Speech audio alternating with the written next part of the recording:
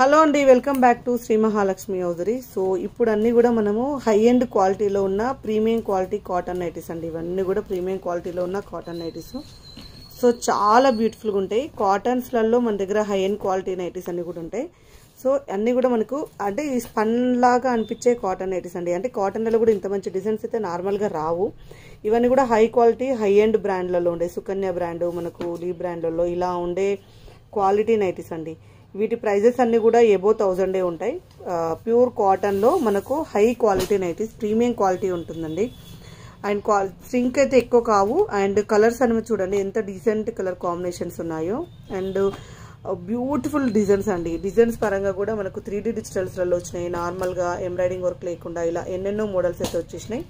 చాలా చాలా బాగున్నాయి.